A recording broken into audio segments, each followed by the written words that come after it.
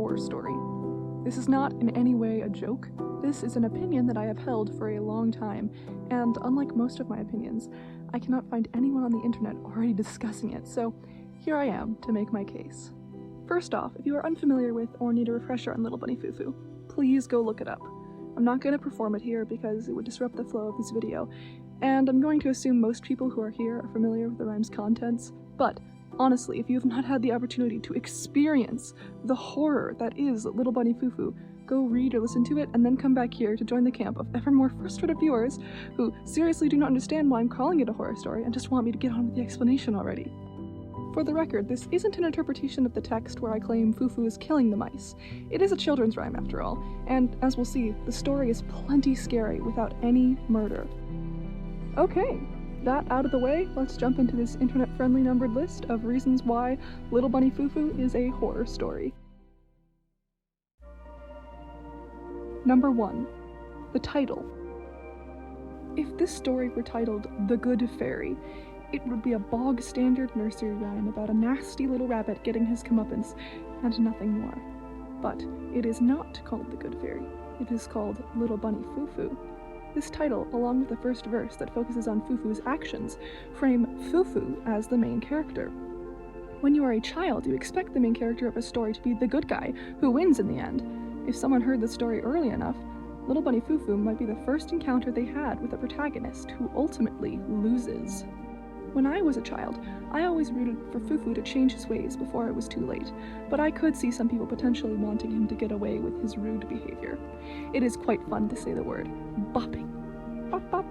And there's usually a fairly satisfying action to perform along with it when singing the song. That, combined with the devious thrill of breaking the rules, might cause you to not want Foo-Foo to change.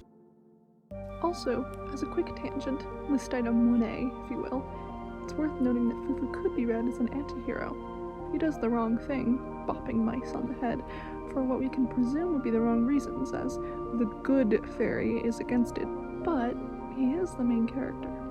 Some definitions of anti-hero, which, to be fair, is a nebulous term, class this type of character as an anti-hero. He could also be read as a villain protagonist, but I feel like the redemption arc so palpably suggested throughout the story, with the good fairy giving him chances to right his behavior, moves his character slightly more toward anti-hero, at least for me.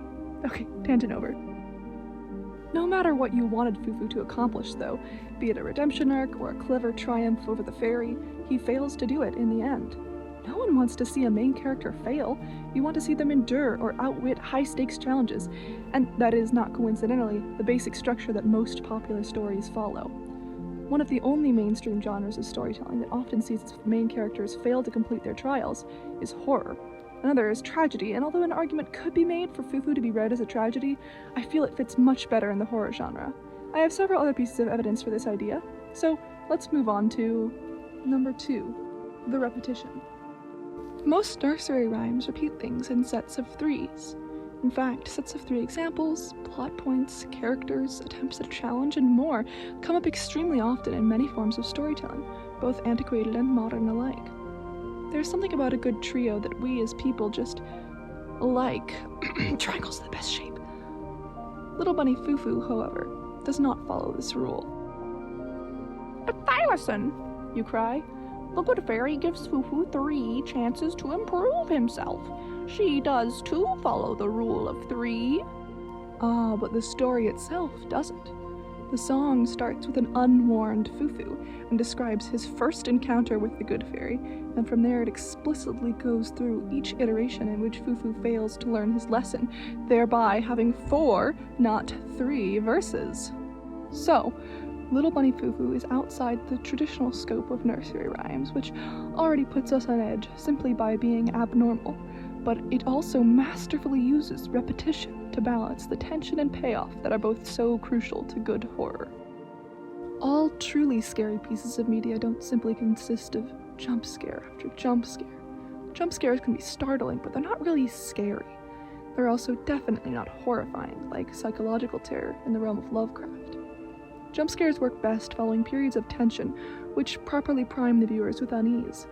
The jump scare then shocks the viewer, relieving the tension they felt, which must then be rebuilt before they're ready for another jump scare. It's kind of like a jack-in-the-box. Of course, functioning jack-in-the-boxes always perform their jump scare, heavy air quotes, functionality at regular intervals, but good horror media will vary that interval slightly in order to keep the viewers on the edge of their seats. Now what does any of that have to do with Fufu? Well, in its first verse, the Good Fairy lays out exactly what will happen if Fufu continues in his current ways, allowing the listener to tensely dread it for the rest of the song. Also, as I said previously, the nursery rhyme is slightly longer than most nursery rhymes, which, as an abnormality, is inherently slightly off-putting, but it also serves to lengthen the time of tension before the jump scare, again, heavy air quotes, of Fufu ultimately losing his body and mind. That's not a jump scare! You're entirely right, it's not. It's something far worse.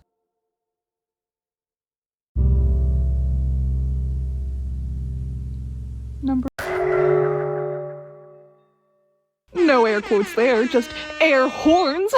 I got 'em! Number 3. The ending. At the end of Little Bunny Fufu, the Good Fairy turns Fufu into a goon. Now, when I first heard the story, I didn't know what a goon was, so I had to ask my mother. She told me that a goon was like a servant or a henchman, usually of something evil. I interpreted that to mean that Fufu was being magically forced against his will to carry out the orders of someone. I wasn't sure who.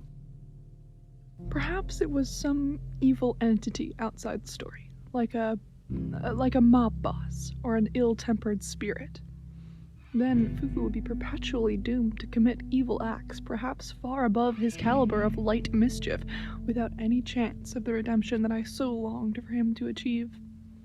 Or maybe his master would be the Good Fairy, which would mean that there was still a distinct possibility that he would change for the better, but he would have his unique personality stifled by being under this very stuck-up character's control.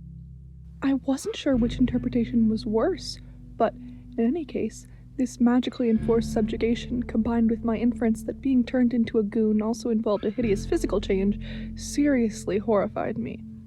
This was much worse than any other nursery rhyme that featured a morbid theme, because the loss of your very autonomy is much more terrifying than simply death, at least to me. Every subsequent time I listened to the story, I would dread the loss of the main character's body and his self-determination, all throughout the slow, drawn-out stanzas of the rhyme.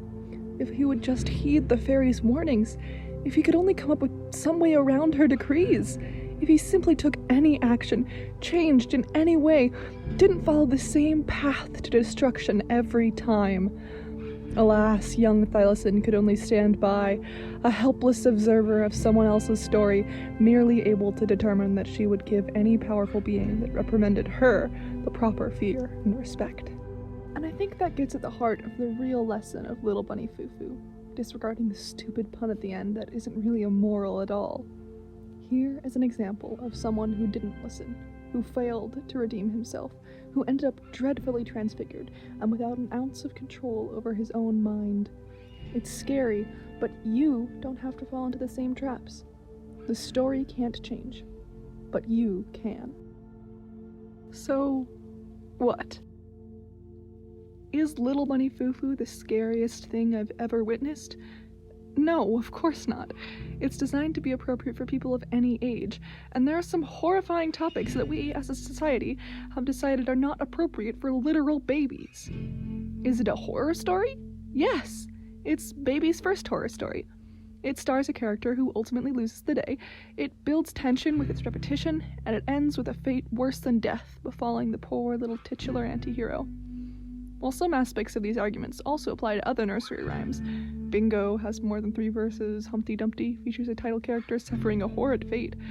In no other rhyme, riddle, or song do they come together to synthesize a tale of terror, as they do in Little Bunny Fufu.